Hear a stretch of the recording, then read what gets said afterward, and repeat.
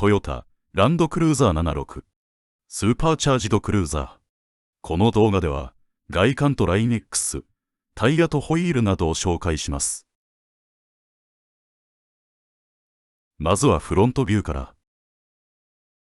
ボディカラーは、グレーメタリック。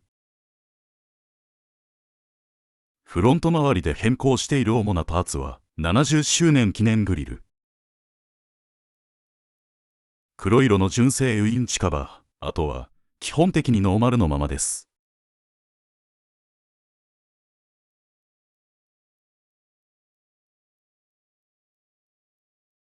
リアビュー。リア周りで変更しているパーツは、左右のコンビネーションアンプ。左右、分割ステップ、単造ピントルフック、リアフォグを追加。フロント同様、基本的にノーマルの外観です。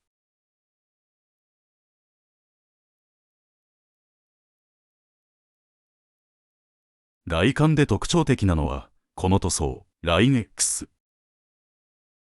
某国の国防総省の本庁舎でも使われていると言われる、防護塗装。フロントバンパーから、オーバーフェンダー。サイドステップ。マットガード。リアのマットガードには、ライン X のエンブレム入り。リアバンパー。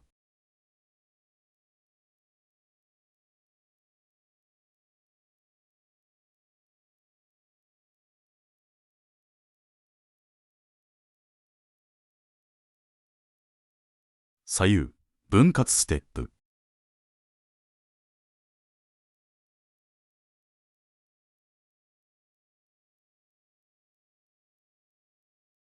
ぐるっと外周のほとんどすべてを、ライン X で防護しています。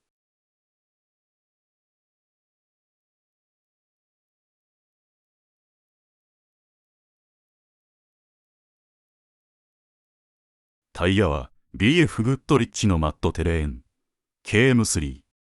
サイズは、305-55R20。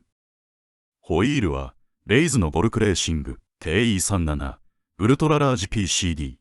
サイズは 9.5J、20インチ。ブレーキローターは DBA の 4000XS シリーズ。ドリルド&スロット入りのヘビーデューティー仕様。リアのローターも同じものです。